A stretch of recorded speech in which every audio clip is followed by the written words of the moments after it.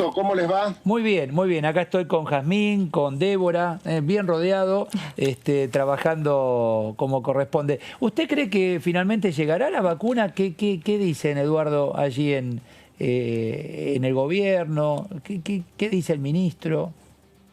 Yo tengo mucha esperanza que haya vacuna. Muchos dicen que en diciembre van a estar las vacunas de distintos países. Ahí vi que los rusos ya están, inclusive me llegó alguna información de la agencia Sputnik Sí. que estaba pronta a salir la vacuna ya en su tercera fase y que inclusive la información hablaba de Argentina, que iban a proveer a Argentina y a Brasil, creo, ¿no? Algo así. Yo tengo mucha esperanza que va a haber vacuna, ¿eh? Y que en marzo se termina. Ah, sí. Se termina la pandemia porque estamos todos vacunados. Eso es lo que yo pienso, lo que yo aspiro. Bueno. La Argentina necesita la pospandemia urgentemente. Mientras tanto, tenemos que cuidar la vida, que es lo que corresponde. Y que es lo que corresponde. ¿Esa pospandemia usted la imagina en base a lo que se ha tratado y se presentó en el presupuesto, hablando de números y de economía, una sociedad en crecimiento sostenido, no sé si rápido, pero por lo menos sostenido? Primero que nada, festejar la vida, que no es poca cosa. Esta pandemia se ha llevado más vidas que la Primera y la Segunda Guerra Mundial juntos. Marzo, festejemos la vida. Y desde ese shock de festejos, un economista de Wall Street la semana pasada me decía, y yo que soy un político que tengo que aferrarme a la esperanza, él me decía, aguanten sin devaluar hasta marzo, aguántenlo. Que les aseguro que en marzo la clase media argentina, la media baja, la media media y la media alta, ha tenido una gran capacidad de ahorro en estos meses de pandemia porque tuvo miedo a perder el trabajo, porque tuvo miedo a enfermarse, a infectarse, o tuvo miedo, o no le tuvo confianza al sistema bancario y tiene guardada la plata en el colchón. Y entonces, terminada la pandemia, la capacidad de gasto que va a tener ese sector va a ser muy importante y no van a necesitar andar pidiendo plata al exterior. No lo digo yo, lo dice un economista, analista del Banco Berkeley, hablando que es el especialista en Argentina, y yo ¿por qué no voy a creer eso? Bueno, para ser justos, Eduardo, creo en la vacuna de diciembre, creo en que la Argentina la debe tener y la va a tener, y creo que en marzo Serenini, vos y yo vamos a estar acá cara a cara a ver qué pasó. Para ser justos, hoy hay sectores que están teniendo una venta que no pueden abastecer en relación a la demanda. Hoy, electrodomésticos, para ser justos digo, algún artículo del hogar como colchones, etcétera, el industrial está tratando de abastecer esa necesidad. Hay otros problemas, insumos, etcétera. Pero parte de esto que le dice ese economista, hoy, insisto, puntualmente en algunos casos se estaba observando, Eduardo. Yo sinceramente creo que sí, creo que tengo mucha esperanza. Mirá, me acuerdo que yo terminé de hablar con lo conocí en ese Zoom, y llegó un alto funcionario de gobierno a tocarme el timbre a mi casa y me dice, estoy muy preocupado por lo económico. Esto fue el viernes de la semana pasada, hace 7 días. Y yo le dije, pero no me lo digas a mí, que no soy economista, el otro era economista. Que me acaba de decir esto, esta persona que estuve conversando. Y entonces eran las 9 de la noche y lo llamé de vuelta al de Wall Street y le dije, explicáselo a y mi amigo salió con mucha esperanza y mucha expectativa. Así que porque aparte hay un viso de realidad en lo que está diciendo. Vos tenés la información de los consumos de artículos para el hogar. Sí. Es creíble que la gente no cree, tiene miedo del contagio, tiene miedo de qué pasa con su cuestión laboral y tiene dudas en el sistema bancario. Por lo tanto, las tres variables son factibles y que tenga... Eso pasó en el año 2001, cuando se cayó aquel momento el sistema bancario. Acordémonos que la recuperación del 2003 tuvo que ver con que la gente tenía plata guardada en abajo del colchón. También hay una realidad, tampoco soy economista, pero está el tema Banco Central y Reservas, la situación, no creemos en el peso y te refugias en el dólar, la brecha que es cada vez más amplia y eso también complica, el importador no tiene dólares para pagarle al proveedor, no tiene insumos, no puede producir estos electrodomésticos o colchones que está vendiendo. Digo, para ir y profundizar un poquito más, Eduardo, ¿no? Nosotros lo hacemos lineal, está bien, pero... Como dice la vicepresidenta, los argentinos tenemos una mentalidad bimonetaria, es difícil de... Y ahí parece que no hay brecha, ¿viste? No hay, no hay diferencias en la mentalidad bimonetaria tanto daño le hemos hecho a nuestra moneda que naturalmente la gente va al dólar a creer que ahí resguarda sus ahorros. ¿Qué tal, diputado? Débora Urieta. Tenemos que mostrarle que es posible un camino de una moneda fuerte. Sí, perdón. ¿Cómo le va? Débora Urieta lo saluda. Es por esta Débora, un gusto. ¿Cómo le va? Es por esta expectativa que tienen que en el presupuesto no se incluyeron ni el ATP ni el IFE para el año que viene, eso por un lado. Y por el otro lado, ¿qué pasa con esos 3.7 millones de personas que perdieron su trabajo en el marco de la pandemia? ¿Esa gente va a tener plata para consumir el año que viene? No le quepa ninguna duda que nosotros no vamos a abandonar a esa gente. ¿Pero hay plata para sostener a toda esa gente? No le quepa duda que los 3.700.000 personas que usted está hablando deben ser nuestra prioridad. Somos peronistas y sabemos a quién tenemos que representar. No le quepa ninguna duda que, no sé, lo del IFE no se lo puedo contestar porque no soy armador del presupuesto. Bueno, no se incluye ni el IFE ni el ATP para el año que viene. Bueno, pero veremos, también hay posibilidades de que el jefe de gabinete transfiera partidas, ¿no? Porque también vamos a ser justos. Yo entiendo el presupuesto, le dedicaron 110 oradores, yo estuve toda la sesión hasta las 9:30 de la mañana, pero en un mundo de pandemia es difícil que yo le diga a usted que me voy a manejar de una manera o de otra si se extiende la pandemia. No. Lo raro es que en un momento se habló de Sí, perdón. Déjeme terminar. Es difícil, yo me voy a comportar de una manera si en diciembre alcanzo un acuerdo con el Fondo Monetario Internacional y me voy a comportar de otra manera si en marzo tengo el acuerdo con el Fondo Monetario Internacional. Digo, para una economía más... Nosotros cumplimos con las leyes, hacemos la ley de presupuesto, pero ustedes saben, a ver, yo no les miento a ustedes, la realidad... la Argentina va a poder hacer algunas cosas más con acuerdo de sacarse la deuda de encima que tiene en el año que viene, ¿no? En muy poquitos días, porque el año que viene termina en 60 días, y de acuerdo a los compromisos que tiene la Argentina con el fondo, ya empieza a pagar el año que viene. Espero que haya acuerdo diciembre, a más tardar marzo, y a partir de ahí yo le digo, pero eso sí, le aseguro que esas 3.800.000 personas, a mí me da mucho dolor ver que haya 50% ya se imaginan de pobreza, bajo la línea de pobreza. Todas esas cosas es el dolor de la pandemia y de esta economía que estamos viviendo y no es lo que nosotros queremos. Miren, si en algo tenemos experiencia los peronistas, en algo estamos probados, graduados, doctorados, es en defender los puestos de trabajo, en generar nuevos puestos de trabajo, en rescatar fábricas que se caen. Nada de eso hemos podido hacer en pandemia. Por eso le digo que mientras haya pandemia quiero vida.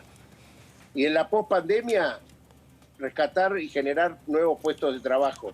No subsidios. Me gusta que la gente pueda producir y trabajar. Diputado, ¿qué tal? Jazmín Bugliorini lo saluda. Me quería consultar... Hola, Jazmín. ¿Qué tal? El tema del aporte extraordinario fue el principal proyecto que cuando arrancó la pandemia el Frente de Todos anunció. Después tardó varios meses en presentarlo y finalmente se debatió y tiene dictamen. ¿Se va a aprobar esto? ¿Cuentan con los votos suficientes? ¿Va a ser lo que queda para antes de que termine las sesiones ordinarias en noviembre? Yo quiero creer que sí, porque lo hemos debatido, lo hemos dictaminado, pero también me gusta mucho lo que ha dicho la vicepresidenta en la carta de hace 4 o 5 días. Me gusta buscar un acuerdo de unidad, un acuerdo político de gobernabilidad, de diálogo en la Argentina que incluya a los dueños de los medios de comunicación, como dijo ella. Y entonces, a mí me parece que un impuesto de esas características, un aporte de esas características, que se llama aporte solidario, yo creo que lo charlé con ustedes la otra vez. Alemania lo hizo en el año 90, cuando cae el muro de Berlín, gobernaba la centroderecha, el mismo espacio que hoy está Angela Merkel, en aquel momento Helmut Kohl. E hizo un aporte extraordinario solidario, se llama así, impuesto solidario, donde las familias más ricas de la Alemania no comunista, la Alemania federal, hacían un aporte para igualar socialmente a la Alemania democrática, a la Alemania comunista, que estaba con bastante desigualdad en infraestructura, en viviendas, en calidad de vida. Y hasta el día de hoy está ese impuesto. O sea, es un impuesto y parece que Angela Merkel, que vencía este año, la acaba de prorrogar para resolver los costos de la pandemia. Pero lo bueno es que eso es un acuerdo, no es una imposición de unos contra otros, y me gusta la Argentina de los acuerdos. Por eso yo estoy muy contento. Mire, Eduardo, que acá dicen que es por única vez. No pongamos ese ejemplo de Alemania que sigue y sigue y sigue. Se van a asustar. Yo pongo el ejemplo de Alemania porque es un ejemplo de acuerdo. Está bien. No que alguien se sienta que le sacan a. Nosotros tenemos que tener una convicción. Yo, chicos, permítanme, pero les digo, yo no me siento bien cuando veo que la gente desesperadamente busca una tierra donde vivir. Yo me sentí hoy a la mañana una angustia total cuando veía las topadoras anoche tirando esas, ni casas eran, con nylon. ¿No vieron ustedes las imágenes? Sí. De casi. ¿Quién puede creer que a una persona le pueda vivir en esas condiciones? Y encima, hasta eso le volteaban así. Y entonces yo me siento el doble de compromiso de decir, esto no puede suceder. No puede suceder de que nosotros no tengamos una tierra donde puedan construir la vivienda dignamente como se la construyeron esta gente a la desesperada, bueno, con mejores condiciones de materiales, pero la gente la construyó ella misma, ¿eh? Entonces, algo estamos haciendo mal. Mientras hay, no puede ser, la pandemia nos ha traído, al menos para mí, reflexiones profundas. Fíjense que cuando decretamos quiénes eran los indispensables en la sociedad, nos dimos cuenta que eran los peores pagos de la sociedad. Cuando tuvimos que hacer quiénes eran los indispensables. Pero eso se sabía antes de la pandemia. Medicina, los enfermeros, los repositores de alimentos y los recolectores de residuos. Entonces, algo estamos haciendo mal en la sociedad de la distribución de bienes, que los indispensables son los que están más retrasados. Eduardo, entonces, en este momento como sociedad de reflexión, y me encanta porque está bueno, estamos tranquilos y lo podemos charlar, ¿dónde cree usted que está el inconveniente y qué estamos haciendo mal todos como sociedad, donde hay miles y miles de hectáreas de campo en la Argentina y tenemos 50% de hambre, de pobreza? ¿Dónde está? Porque cualquiera, en forma simplista, decimos, me incluyo, tiro una semilla y tengo lechuga, tengo tomate, etcétera. ¿Por qué hay hambre en la Argentina? ¿Falta enseñar o hay una porción de la sociedad miserable que utiliza a esa pobre gente y en definitiva no le enseña ni a tener su propia comida?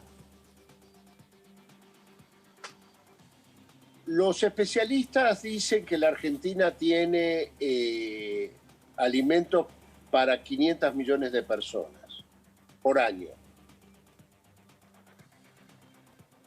Eduardo, no estamos haciendo las cosas bien. Pues si podemos alimentar a 500 millones de personas y todos los alimentos se van afuera a los costos de la bolsa de Chicago, algo hemos hecho mal, porque a mí no me pueden cobrar el trigo que lo produzco acá al mismo valor que tiene en la bolsa de Chicago. Hay algo que estamos haciendo mal, porque debe ser una cachetada. En el mundo se deben reír que en la Argentina, con la cantidad de alimentos que produce, tenga gente que no pueda comer. Estas son las cosas que yo me interpelo todos los días. ¿Qué estamos haciendo mal? Porque no puede ser, no tenemos que acostumbrarnos a convivir. Miren, yo les voy a contar una cosa que me pasa en estas horas. Yo vivo en el barrio de Almagro.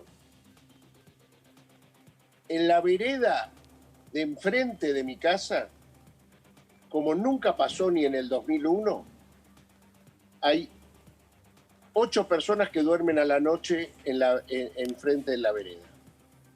Son clase media, porque me puse a conversar con ellas, que no pudieron pagar el alquiler y los desalojaron.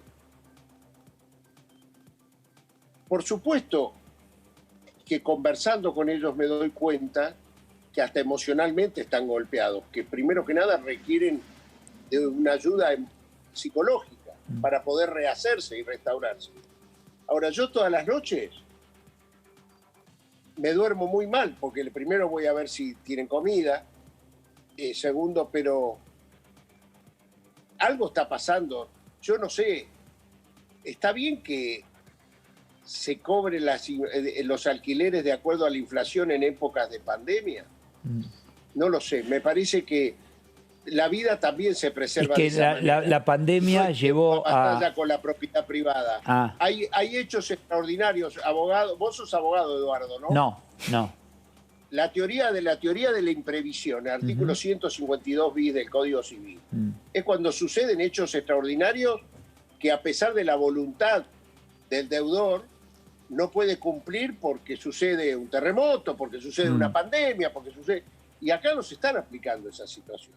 Entonces yo veo que hay algo en la sociedad argentina que la justicia también se tiene que ayornar y ayudar para que nadie puede quedar sin vivienda en medio de una pandemia. Nadie puede quedar sin vivienda.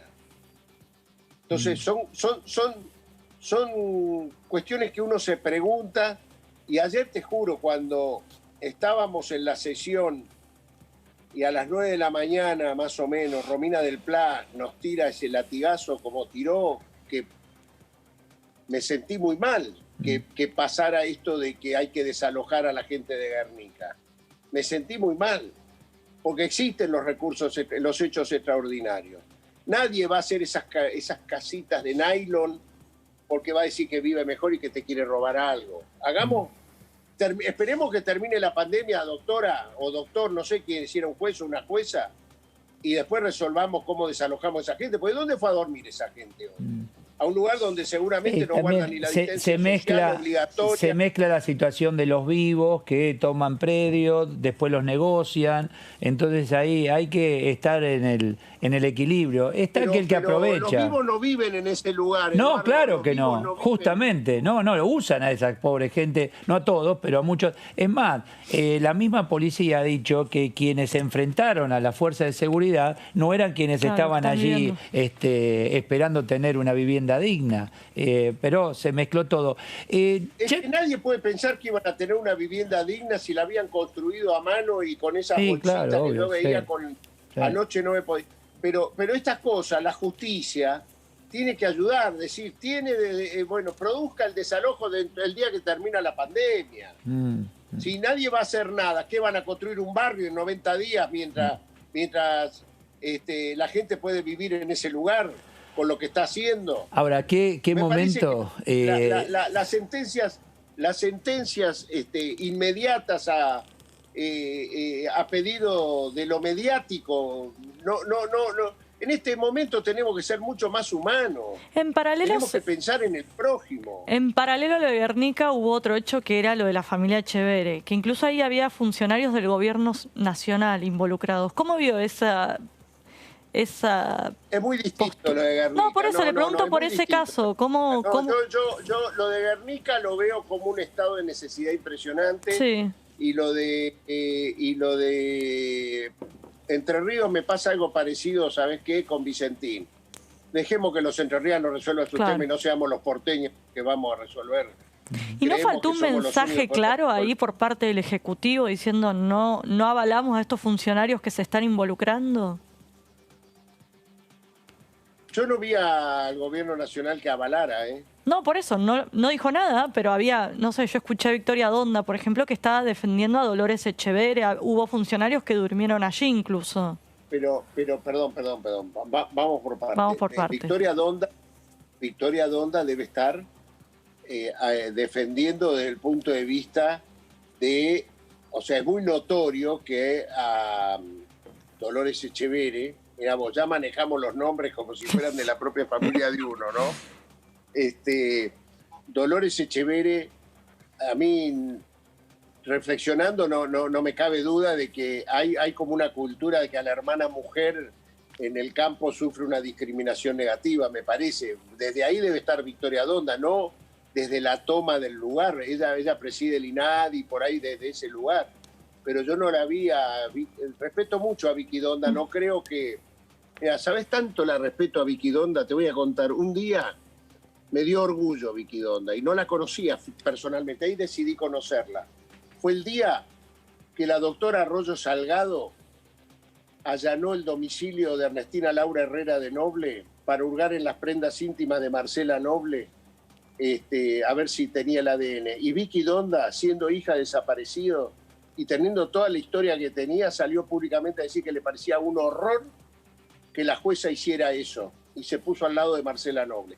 Desde ese día, para mí, Vicky Donda, porque no pone el cuerpo en las causas de humanidad. No la veo a Vicky Donda metiéndose en el otro tema, sino en defender algo que le parece que hay una justicia machista. A ver, vos sabés que no se resolvió el tema de fondo de Echeverre.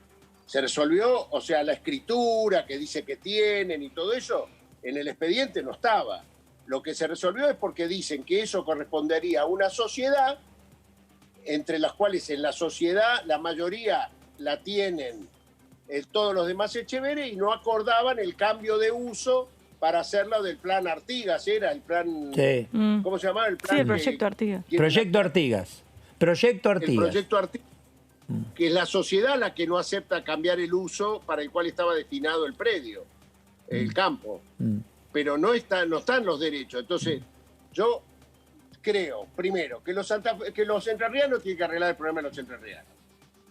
Creo que si me pones a Vicky Donda en el medio, creo que Vicky Donda debe haber estado como titular del INADI, no como la cuestión del derecho de quién es la tierra, de si es de la hermana o de los hermanos.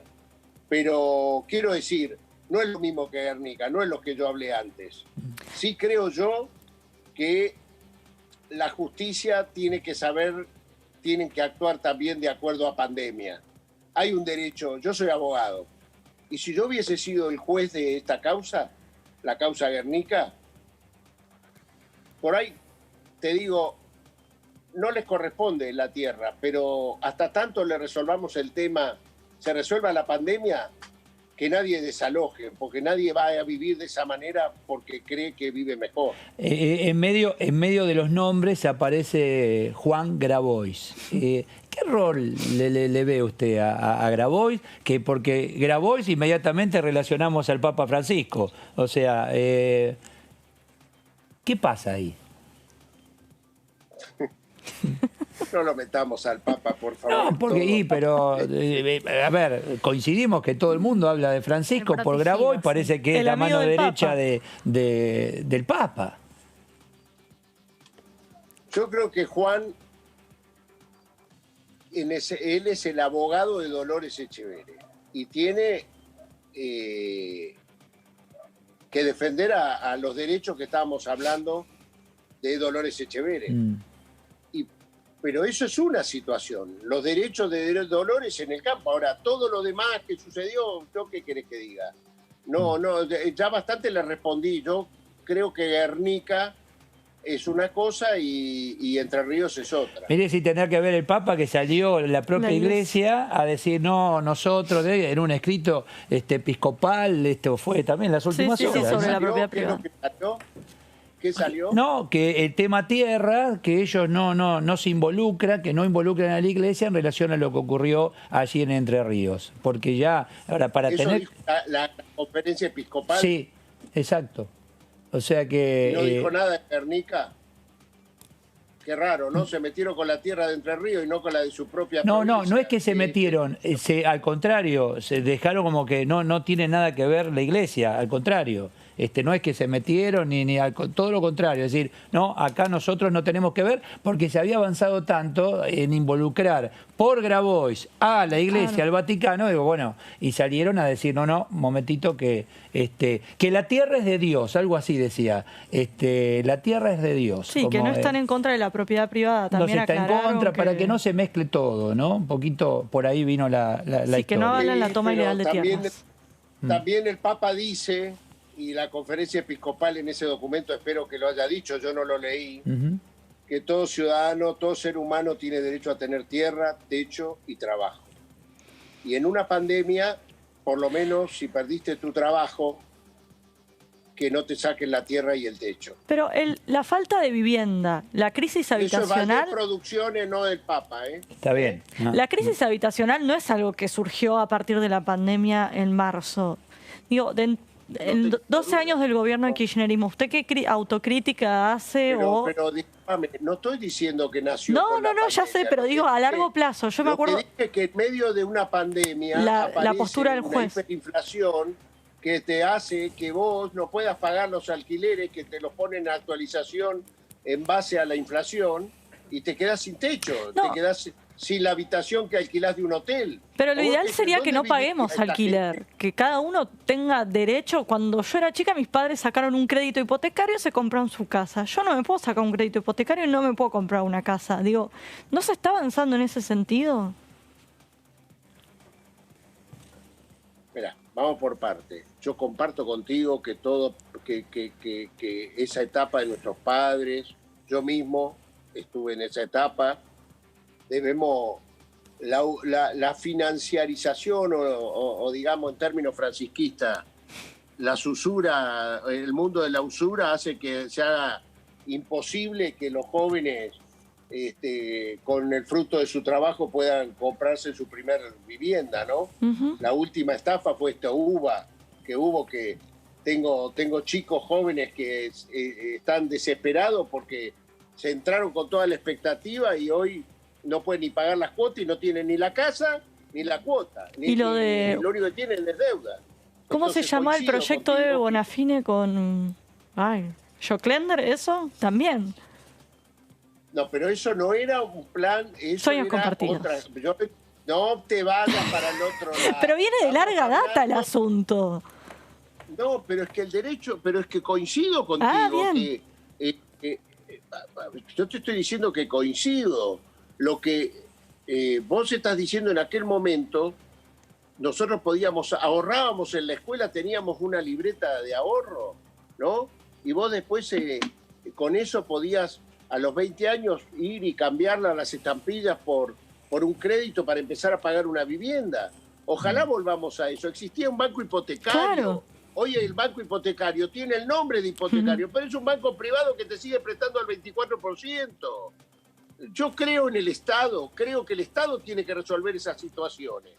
Creo en serio que el Estado sirve para igualar socialmente las diferencias que existen al nacer, porque el derecho de nacer en una familia pudiente a la no pudiente es solamente el destino, no eligió. A mí me gustaría haber tener la plata que tiene Serenelini y la familia Serenelini, pero nací en la familia Valdés, que tiene menos plata que Serenelini. Pero les quiero decir. ¿Sabe que no decía? No, me tocó. Pero yo le voy a contar algo, Eduardo. Cuando éramos chicos, en casa, Decía, acá el que no trabaja o estudia, vagos no.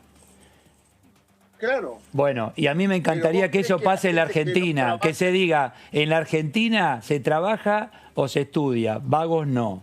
Me encantaría que algún día alguien lo diga, me encantaría. Pero, Eduardo, Sí. el día que le podamos dar trabajo a todos, vale esa consigna. Usted sabe que hay muchos empresarios que dan trabajo, pero hay una reforma laboral que no avanza, sino muchos, incluso... Pero vos crees que la reforma laboral la que no permite... No. crear trabajo? Entre otras cosas. Mirá, si es tiene cultural tiempo, el tema en discutimos, muchos yo te lo casos. digo. ¿Eh? Escúchame, Sí. yo te voy a contar una cosa. Los tres grandes grupos económicos que existen en la Argentina, Techín, Clarín y Arcor, Ujú. conducción de AEA, de la Asociación de Empresarios Argentinos, Sí. la máxima cúpula, las tres nacieron al calor del primer peronismo, de Juan Perón. El señor Roca vino escapado de Italia, el abuelo de Paolo, escapado de Italia porque lo acusaban de pro Mussolini porque él era el presidente de la entidad italiana de acero. Acá fue Juan Perón el que le dijo vamos a hacer industria pesada, haga usted lo que sabe, y empezó con la ayuda total del Estado a hacer Techín. Clarín se funda en 1945. ¿Sabés quién era el que repartía la pauta en aquel momento? Se llamaba Apol. Era, según Silvia Mercado, el hombre de más mala fama de todo el gobierno de aquel primer peronismo. Apol era el cuco, ¿no? Bueno, Clarín se hizo la gran empresa en esos años, y lo mismo de Arcor, que empieza con producción de golosinas, y quizás es la Fundación Eva Perón la que le compra el 100% de las golosinas para que los niños argentinos que no podían acceder a una golosina la puedan tener. Pero ¿qué quiero decir? ¿Por qué te cuento esto? ¿Por qué les cuento esto? Porque esas industrias fueron criadas con una visión industrial, pero también con una visión de justicia social, de derechos sociales que fueron sancionándose y pudieron hacer los grandes grupos económicos que vemos y a hoy. partir de no esos es con grandes... la desregulación laboral que van a poder ser... No, pero eso es la mentira. Eduardo, no, porque es lo que uno escucha del pequeño y mediano empresario. Pequeño y mediano, olvídese de los grandes, que son 95%. necesarios también los grandes, porque el pequeño es proveedor de... Es que los grandes son los que dicen que hay que desregular, hay que sacar las leyes de beneficio de los trabajadores. Pero viste que no es verdad. mucho pequeño y mediano te dice, la industria del juicio a mí me liquida, entonces yo no puedo contratar aún necesitando, porque hay que ajustar algunos temas. Las cargas patronales. Estas son... y después está el tema impositivo, que acá en la Cámara yo creo que en algún momento seguramente lo van a tratar y verán cómo llevarlo adelante. Misiones, ¿por qué discutió ahora tanto en la reunión de ayer? Bueno, tenemos ahí... Acabo de escuchar a ustedes que alguien dijo cargas patronales, como que es acá Débora. Es muy caro tener un empleado en la Argentina, esa es una de las quejas. Bueno, yo te voy a contar una cosa, Débora. Las cargas patronales se derogaron en la Argentina con Domingo Felipe Cavano. ¿Sabés qué trajo esos 50% de desocupación? Es mentira. Es mentira. ¿Pero cuánto sale tener un empleado? Las cargas patronales, es mentira. No bueno, es verdad. Se derogaron, es muy cerca lo que te estoy contando. Es una historia que pasó hace muy poco. ¿Pero cuánto sale tener un empleado? De 100 pesos que le pagas de sueldo, 50. ¿cuánto tenés que pagar? 150. Es muy caro. Yo tengo 170 personas que trabajan y que pago los sueldos todos los meses de una escuela de educación especial. Y te aseguro que para mí es un orgullo pagar todos los impuestos y ver que esas familias hace 33 años se vienen realizando. Nunca tuve un despido. Lo conduce mi mujer, que es mucha mejor persona que yo. Pero quiero decirte, la verdad es que el problema no son las cargas Pero patronales. de un empleado de 100 pesos, ¿cuánto más tiene que pagar por impuestos? Si usted le quiere pagar 100 pesos de sueldo, en total, ¿cuánto le sale ese empleado? Yo te hago esta pregunta. ¿Y quién le paga la salud al empleado? No, pero si yo tengo un kiosco, capaz de tener un cuarto empleado... Porque lo que vos me estás diciendo es lo que no paga el empleador lo paga el Estado. No, lo que yo le estoy preguntando Entonces es... al Estado hay que pagarle los impuestos que corresponde, porque Sí, de algún lado pero la salen gente no es evasora porque quiere muchas veces. Muchas veces no puede porque la carga impositiva es muy elevada. Bueno, en Pero algún punto... ¿Por qué crees que yo creo que la carga, que la gente se evasora? Si yo no dije nunca que la gente se evasora, yo dije que son mentiras neoliberales las que plantean que bajando los aportes patronales vos creás más empleo. No es verdad. Está comprobado en la Argentina que no es verdad. Lo hizo Domingo Felipe Cavallo y no fue como no fue. Diputado, perdón, En aquel momento, ¿sabés quién fue el único que se levantó para decirle que no compartía que se derogaran los aportes patronales? Néstor Carlos Kirchner. Néstor Carlos Kirchner fue el que dijo, no comparto eso, era el único gobernador, era gobernador de Santa Cruz, que se paró frente a esa situación. Y cuando volvió Néstor al poder, lo primero que hizo es restituir esos aportes. Y la Argentina creció y nunca generó tantos trabajos, puestos de trabajo, como fue en el año 2003 al 2007. En definitiva, yo entiendo, y ahí vamos a coincidir todos, volver, y van a tener que buscar la forma, y yo creo que en algún momento se va a encontrar, cuando en Matanza apareció Chrysler, la Textil Oeste, y ahí comenzaron a llegar las familias. Todavía hoy hay familias en esa zona que siguen trabajando ahora en Volkswagen, allí en Pacheco, y empezar a crecer en el conurbano y federalizar, etcétera. Algunos tornillos, algunos bulones va a haber que ajustar, Eduardo, para que eso se logre nuevamente. Algo va a haber que hacer, seguramente. Yo creo que el mundo post-pandemia va a darse cuenta que la vida humana tiene un valor y yo no sé si no corresponde. A ver, no hay impuesto más regresivo que el IVA.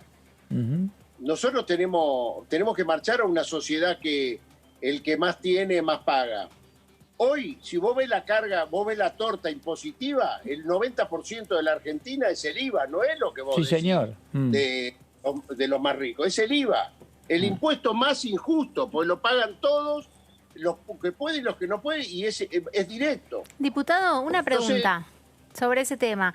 Se hablaba de la reforma tributaria que iba a enviar el gobierno. Todavía no la mandó. ¿Ustedes tienen algún punteo de en qué va a consistir esa reforma o por qué lado va a ir? Porque la van a mandar al Congreso. No, yo no, te soy sincero, yo no la tengo. ¿Y se va a discutir este año o no? Aparte no la tengo ni tampoco es mi especialidad. ¿Pero se discutiría este año? El ministro se comprometió a mandarlo para este año. Se esperaba que por ahí venga con el presupuesto y no, todavía no llegó.